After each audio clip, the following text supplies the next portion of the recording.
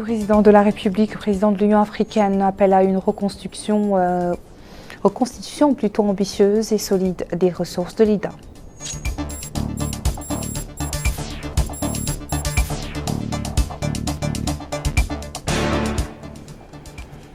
La ministre de la Santé réceptionne 5 structures sanitaires construites et réhabilitées dans les 3 wilayas de Nouakchott.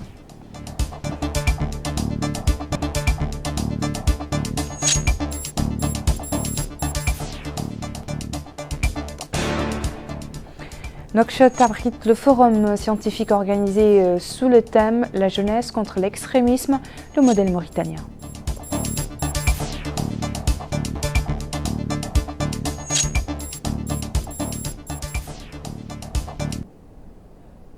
Bonsoir à toutes et à tous et bienvenue. Le président de la République, le président de l'Union africaine, Mohamed Cheikh El Ghazouani, a participé ce matin au palais des conférences Jomo Kenyatta à Nairobi aux travaux du sommet conjoint des chefs d'État africains et de l'Association internationale de développement IDA, qui se tient actuellement dans la capitale kenyane. Plusieurs chefs d'État et de gouvernements africains ainsi que le président du groupe de la Banque mondiale auquel IDA est affilié ont participé à ce sommet. S'adressant à ses pairs africains et autres participants, le président de la République a fait observer que ce sommet de reconstitution des ressources de l'IDA se tient dans un contexte continental et international particulièrement difficile. Je vous invite à suivre le discours intégral du chef de l'État. Et messieurs les chefs d'État et de gouvernement, monsieur Adjei Bangia, président du groupe de la Banque mondiale, mesdames et messieurs les représentants des donateurs de l'IDA et des institutions financières, mesdames et messieurs, je voudrais tout d'abord signifier à mon frère et ami, son Excellence Dr William Ruto, président de la République du Kenya, qu'autant je le remercie, à travers lui, le gouvernement et le peuple kenyan frère, pour l'accueil chaleureux et l'hospitalité généreuse, autant je le félicite vivement pour la parfaite organisation de ce sommet IDA-Afrique qui constitue une étape cruciale dans le processus de la 21e reconstitution des ressources de l'IDA. Je tiens également à exprimer mes sincères remerciements au président de la Banque mondiale, M. Adjei Bangia, pour son leadership et son engagement en faveur de l'Afrique. Tout comme je remercie vivement, en mon nom et au nom de l'Union africaine, l'ensemble des donateurs et parties prenantes de l'Association internationale de développement pour la générosité et la constance de l'Afrique. Silence, mesdames et messieurs. Cette 21e reconstitution des ressources de l'IDA se tient dans un contexte continental et international particulièrement difficile et fortement marqué par des crises multiformes. Pandémie de la Covid, exacerbation continue des chocs climatiques, crise sécuritaire et politique, terrorisme et conflits armés en Afrique, en Ukraine, au Moyen-Orient et un peu partout ailleurs. Ces crises et conflits, au-delà des tragédies humaines qu'ils drainent dans leur sillage, impactent négativement et profondément l'économie dans le monde et particulièrement en Afrique, par leurs effets induits en termes de perturbation des chaînes d'approvisionnement, exacerbation de l'insécurité énergétique et alimentaire. Elles ont ainsi des conséquences massives sur les conditions de vie de centaines de millions de foyers dans des pays à faible revenu, en Afrique et dans le monde, et qui sont les principaux clients de l'IDA. Aussi, l'éradication de la pauvreté et de la faim à l'horizon 2030, qui semblait possible au moment du lancement de l'agenda du développement durable, sont désormais hors de portée pour la plupart des pays africains. De même, l'accès universel à l'eau potable, à l'assainissement et à l'électricité sont également un challenge difficile à relever. Les besoins de financement additionnels pour les infrastructures de développement ont ainsi été estimés par la Banque africaine de développement entre 68 et 100 milliards de dollars par an, tandis que les besoins de financement additionnels nécessaires pour que l'Afrique atteigne des objectifs de développement durable ont été estimés à 190 milliards de dollars par an. Excellences, Mesdames et Messieurs, ce bref tableau de besoins de financement montre, si besoin est, l'impérieuse nécessité d'une 21e reconstitution ambitieuse et solide des ressources de l'IDA, au moment où plusieurs de nos États font face à des obligations et des contraintes multiples, service de la dette, choc climatique, conflits et afflux de réfugiés. Cependant, à elles seules, les ressources de l'IDA ne suffisent point. Pour financer notre développement, nous aurons besoin de ressources massives et de ressources massives de financement privé et de financement direct étranger. Nous aurons besoin de réduire les coûts de financement du capital à travers un mix approprié de ressources concessionnelles et de financement au coût du marché. C'est pourquoi je voudrais ici exprimer mon très fort soutien à la réforme engagée par le président Adjei Banga en vue de bâtir une banque mondiale plus grande, plus forte et plus efficace. Une banque mondiale dans laquelle les différentes branches publiques et privées opèrent en synergie. Je tiens également à saluer ces efforts visant à réduire les délais de préparation des projets et à simplifier les procédures d'approbation et de mise en œuvre. Je me félicite enfin de sa collaboration renforcée avec le président de la Banque africaine de développement, mon frère le président Adesina, notamment dans le domaine crucial de l'accès à l'énergie. Et je formule le vœu que cette opération s'étende à d'autres secteurs et inclut d'autres banques multilatérales de développement. Excellences, Mesdames et Messieurs, l'IDA joue un rôle unique dans le financement du développement en Afrique où elle intervient au niveau de 39 pays. Au fil des ans, 1,5 milliard de pauvres, dont un nombre important de nos citoyens, de nos concitoyens africains, ont bénéficié des financements de l'IDA. Ce rôle doit se renforcer alors que nous faisons face aux défis majeurs des changements climatiques. C'est pourquoi je réitère, au nom de l'Union africaine et à mon nom propre, mes remerciements aux pays donateurs de l'IDA pour leur générosité et appelle à une reconstitution ambitieuse et solide des ressources de l'IDA à la hauteur des challenges de notre époque. Le coût de l'inaction serait exorbitant en termes de fragilité et de précarité, de perte de vies humaines, d'années d'enseignement et d'opportunités de développement, tout comme en termes de gaspillage de notre ressource principale, notre jeunesse, et de détérioration environnementale. Nous pouvons éviter un tel scénario en mettant l'Afrique sur la voie d'une croissance rapide, inclusive et durable. Pour cela, nous avons besoin d'atouts, à commencer par nos ressources humaines et nos ressources en capital naturel. Et c'est pour nous aider à transformer notre énorme potentiel en développement économique et social durable, porté par une croissance durable, fortement génératrice de valeur ajoutée et d'opportunités d'emploi, que nous avons impérativement besoin d'une forte reconstruction des ressources de l'IDA.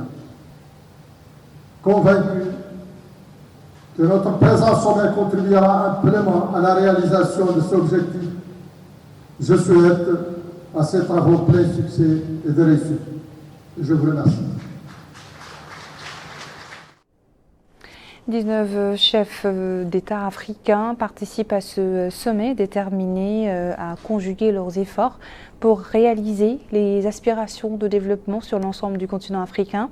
Ce programme ambitieux visant à améliorer considérablement les conditions de vie et à créer de nouvelles opportunités positionne l'Association internationale de développement de la Banque mondiale comme un élément essentiel de sa réussite. Au cours de ce sommet, une coalition rassemblant la société civile, les fondations, le secteur privé et les jeunes a vu le jour avec l'objectif de défendre une reconstitution robuste et ambitieuse des ressources de l'IDA afin d'alimenter le moteur du développement en Afrique. Un communiqué post-sommet a détaillé l'engagement indéfectible des dirigeants à renforcer la gouvernance, libérer le potentiel du secteur privé pour la création d'emplois, mobiliser les ressources nationales et tenir les promesses en matière de changement climatique.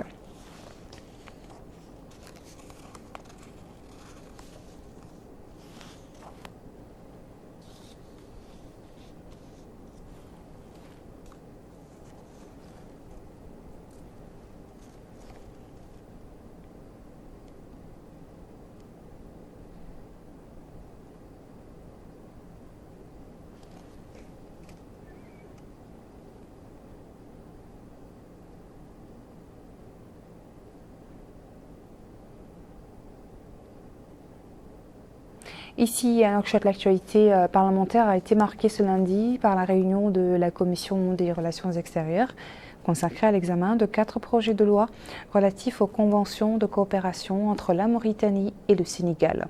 Ces conventions renferment la coopération judiciaire dans les domaines civils, commercial et pénal et l'extradition des personnes poursuivies ainsi que le transfert de celles condamnées. La Commission a suivi un exposé du ministre de la Justice dans lequel il a passé en revue les termes des 10 projets de loi.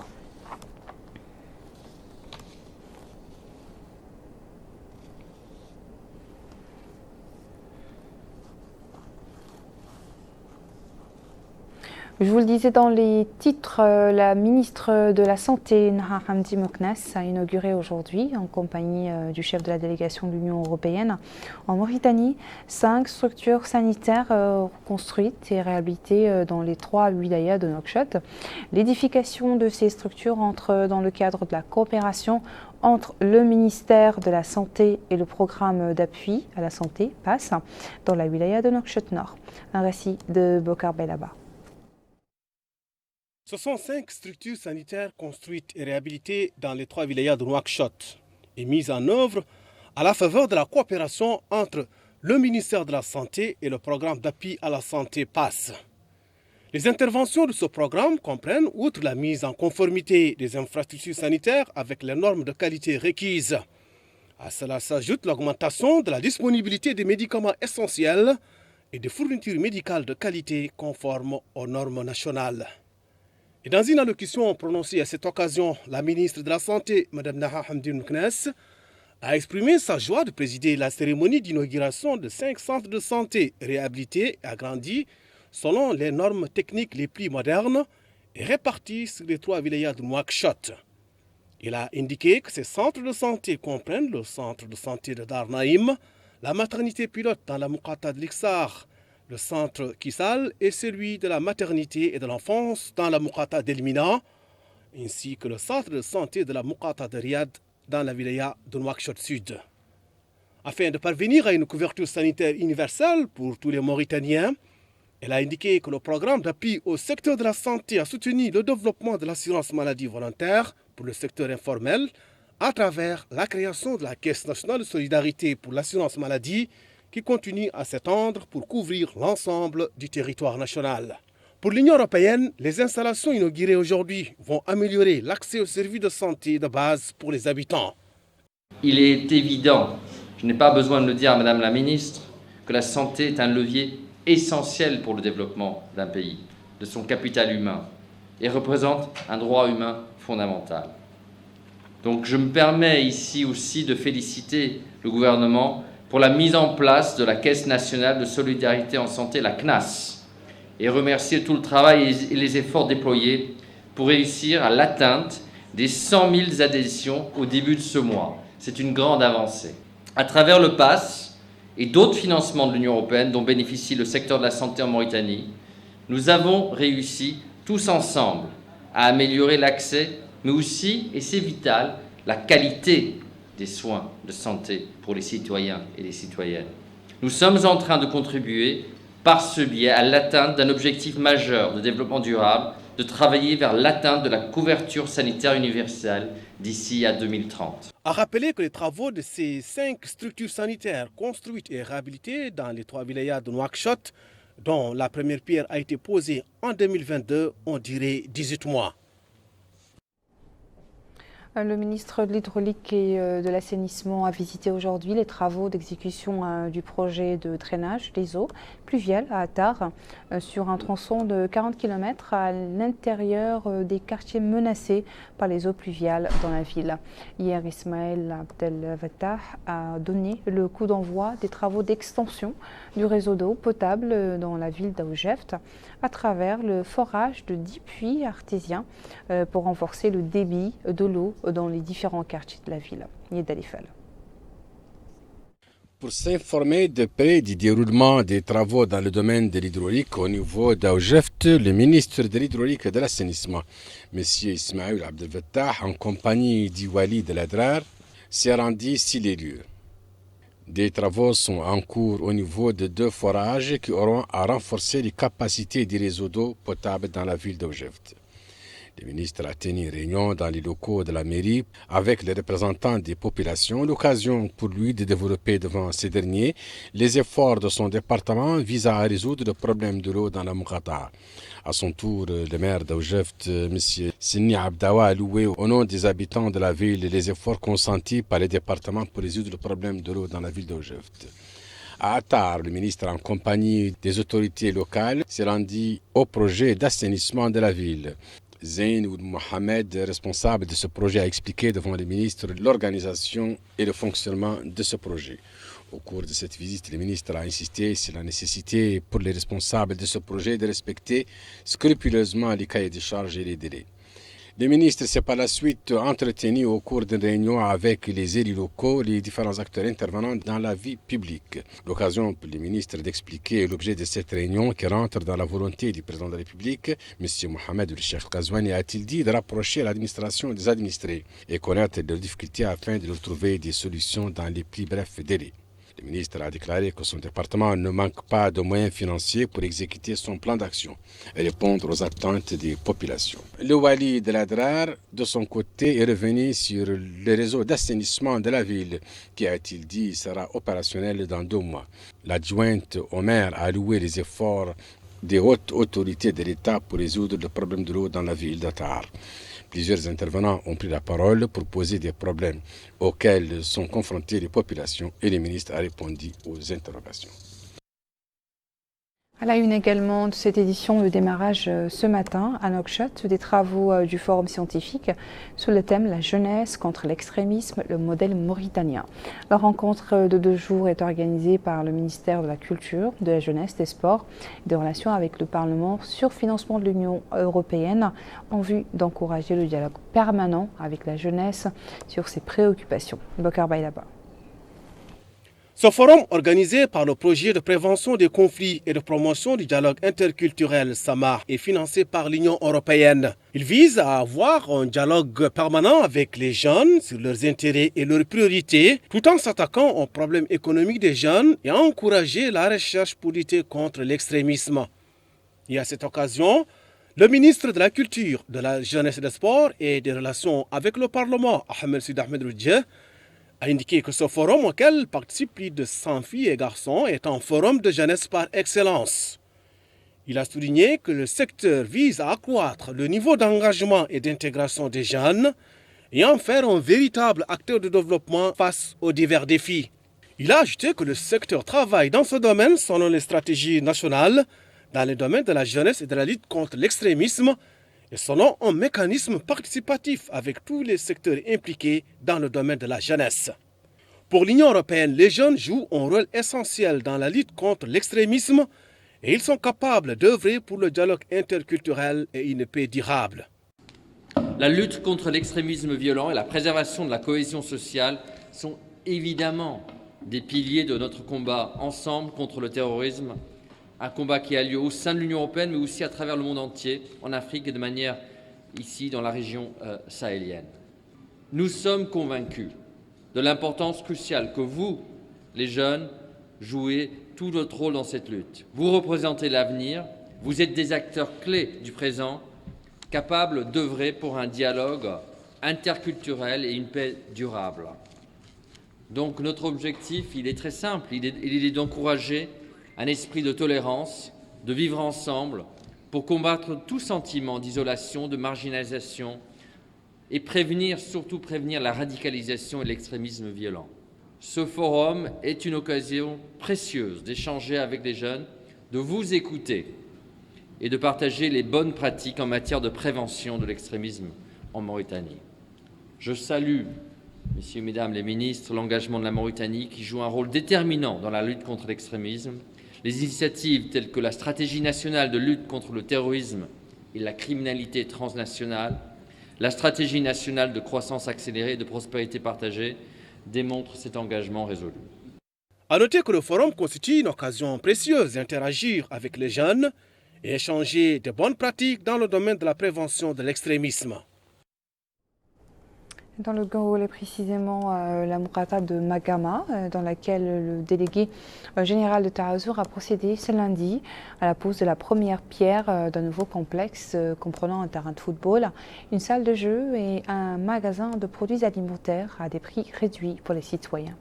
Ce n'est pas tout. Hamoud Mohamed a par ailleurs donné le coup d'envoi des travaux de construction du centre de santé dans la commune de Joal, relevant du département de Magama. Le Brakna n'était pas en reste. La ville d'Alek a bénéficié de la construction d'une école et le village de Sarandougou va disposer d'un point de santé.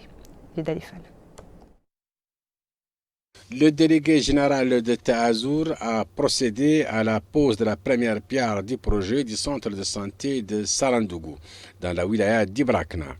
Un geste bien accueilli par les habitants de cette ville qui ont souffert des années durant du manque de cette structure. Le délégué général de Taazour, M. Hamoud Mohamed, a prononcé à cette occasion un mot dans lequel il a déclaré que les autorités publiques ne ménageront aucun effort pour la réalisation de telles structures au niveau du pays. Il a rappelé les différentes structures mises en place par Taazour au niveau de la wilaya d'Ibrakna, en plus de 5000 élèves qui ont profité de nouvelles écoles et dont la majorité est prise en charge par Taazour.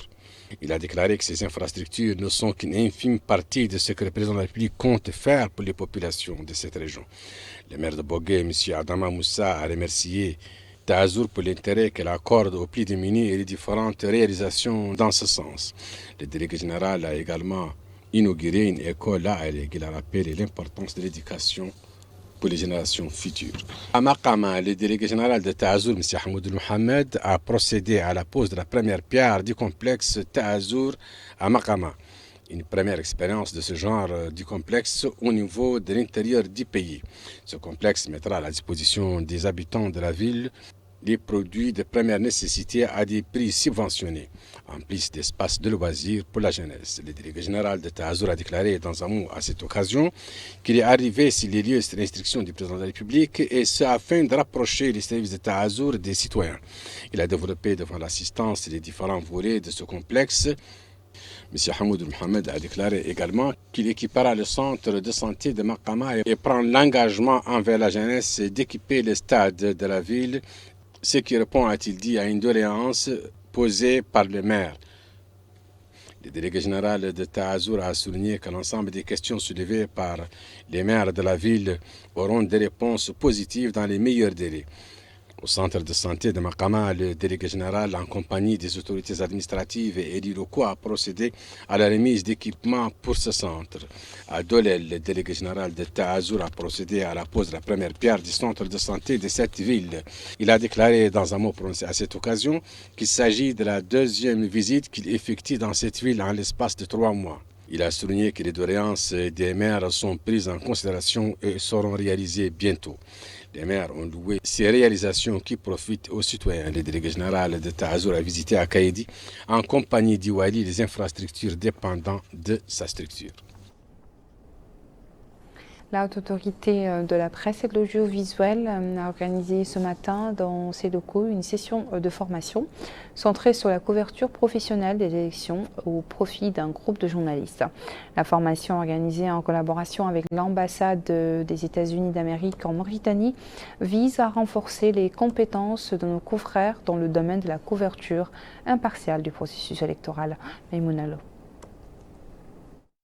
Cette session de formation sur la couverture professionnelle des élections au profit de 30 professionnels de médias, journalistes et blogueurs confondus, a pour objectif d'améliorer les compétences de ces derniers et à leur doter des outils nécessaires à l'accomplissement de leur mission. À cette occasion, le président de la Haute Autorité de la presse et de l'audiovisuel, Hussein Oulmeddou, indique que la thématique est pertinente et actuelle. Convient alors de reconnaître que cette session de formation sur la couverture professionnelle des élections est une thématique pertinente et actuelle. Le rôle de la HAPA est essentiel dans le processus électoral, le plein exercice des libertés et aussi la vigilance vis-à-vis des journalistes, car les dérapages peuvent entraîner de fâcheuses conséquences, comme ils peuvent contribuer également à l'apaisement des élections. Dans son allocution, le président de la Commission électorale nationale indépendante, Mohamed Lemine Ouldahi, a mis l'accent sur l'importance de la neutralité des journalistes dans le traitement de l'information en période électorale. Une fois, vous savez, ils présenteront leur candidature et c'est le Conseil constitutionnel qui, lui, valide ces candidatures. Une fois qu'il valide, il publie la liste officielle des candidats à l'élection présidentielle. Le traitement de tous ces candidats doit être un traitement basé sur le principe d'égalité. Quant à Ahmed Salim Oulbouhbeini, président de la Commission nationale des droits de l'homme, a mis en revue les points communs avec la HAPA. Avec la HAPA, nous partageons la liberté de la presse et nous recevons les plaintes quand il y a une violation de ces droits. Nous partageons avec la CENI les élections aussi parce que le droit de l'électeur, le droit des élus, le droit des candidats, le droit d'être inscrit, le droit de voter, le droit de faire un recours, tout cela concerne la Commission et peut recevoir des plaintes à ce titre. Donc, nous sommes en plein dans cette problématique. C'est dans ce siège que Cynthia Kersh, ambassadrice des États-Unis en Mauritanie, a souligné l'intérêt de s'engager et de soutenir les médias pour une bonne démocratie. Nous nous engageons activement auprès des professionnels des médias à soutenir les organisations des médias par le biais de subventions et à faciliter les programmes d'échange de journalistes. Le respect de la liberté des médias n'est pas seulement la pierre angulaire de notre démocratie, c'est aussi un ingrédient essentiel pour tout gouvernement transparent et honnête partout dans le monde. Peter Gallus, conseiller pour les relations publiques à l'ambassade des États-Unis, a abordé l'importance d'une bonne formation pour les journalistes en cette période électorale. Les journalistes doivent passer un cours de formation journalistique avec un spécialiste qui sait très bien comment former les nouvelles générations de journalistes en Mauritanie pour expliquer bien au public les importances des élections. Au cours des 5 prochains jours, la formatrice Sarah Watcher guidera les journalistes et blogueurs mauritaniens à travers un programme conçu pour améliorer leurs compétences et approfondir leur compréhension des principes journalistiques clés selon les organisateurs. 100 tonnes de dattes, c'est le don offert par l'Arabie Saoudite à la Mauritanie.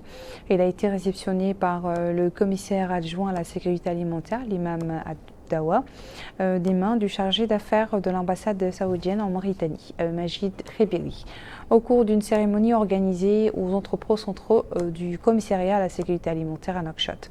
S'exprimant à cette occasion, le commissaire adjoint a indiqué que la quantité de dates fournies par l'Arabie Saoudite s'inscrit dans le cadre des relations de coopération entre les deux pays, appuyant les efforts du commissariat dans le domaine des programmes sociaux mis en œuvre au profit des couches vulnérables à l'application des directives du président de la République, Mohamed Cheikh El Ghazouani.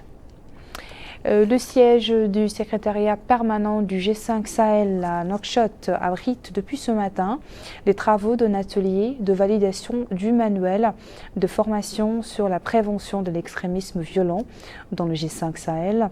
C'est ouvert lundi matin au siège du secrétariat permanent du G5 à Nouakchott. Cette rencontre régionale profite aux experts représentants des comités nationaux de coordination du G5 Sahel, les coordinateurs des cellules nationales et la représentante de la plateforme des femmes du G5 Sahel. Bokar Bailaba pour le compte-rendu. Le manuel est conçu par le secrétariat exécutif du G5 Sahel avec le financement de l'Open Society Africa. Son objectif est de permettre aux experts représentants des comités nationaux de coordination du G5 Sahel et les coordinateurs des cellules nationales et la représentante de la plateforme des femmes du G5 Sahel de contribuer à la sensibilisation de deux approches, la prévention et la lutte contre l'extrémisme violent dans la région du Sahel. Cette activité s'inscrit dans le cadre du projet Mieux vivre ensemble au Sahel.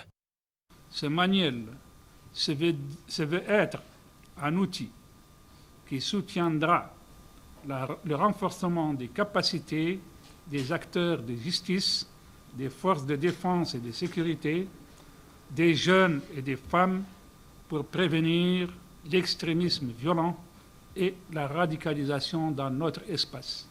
Il permettra aux acteurs des pays membres de renforcer leur connaissance et leur compréhension du domaine de l'extrémisme violent. Je reste convaincu que vos précieuses contributions respectives permettront d'enrichir le grand travail abattu par le consultant qui a élaboré ce manuel. A noter que cet atelier de 2 jours permettra d'évaluer dans le fond et la forme le cahier du formateur ainsi que sa cohérence par rapport au manuel de formation.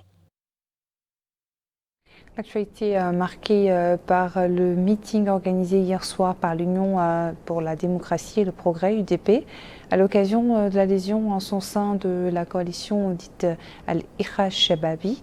Le parti a réitéré au cours de cette manifestation son appui au président de la République pour un second mandat dans le but de renforcer les acquis. Le meeting était aussi l'occasion de passer en revue les réalisations accomplies durant le mandat du chef de l'État.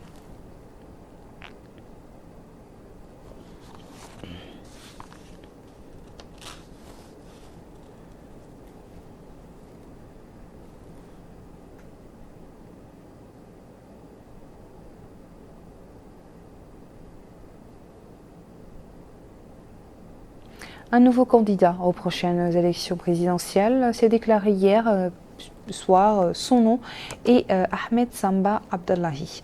Il a annoncé sa candidature lors d'une cérémonie organisée à l'ancienne Maison des Jeunes, émaillée par plusieurs interventions qui ont mis en exergue les qualités du candidat. Ce dernier a décliné les raisons qui l'ont poussé à se présenter à l'élection présidentielle avant de dévoiler les plans de son programme électoral.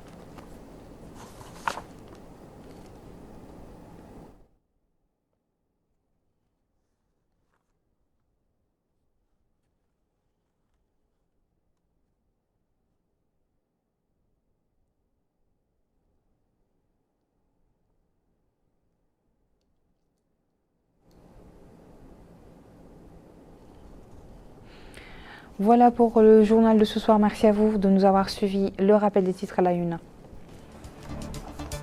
Le président de la République, président de l'Union africaine, appelle à une reconstitution ambitieuse et solide des ressources de l'IDA.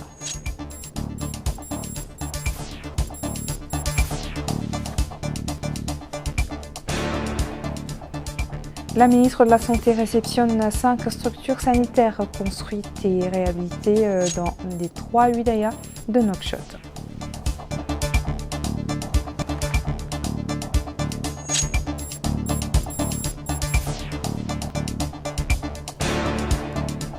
Nouakchott abrite le forum scientifique organisé sous le thème La jeunesse contre l'extrémisme, le modèle mauritanien.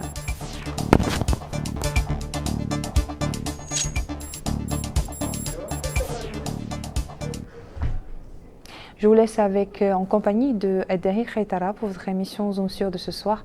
Quant à moi, je vous dis à la semaine prochaine. Bonne soirée.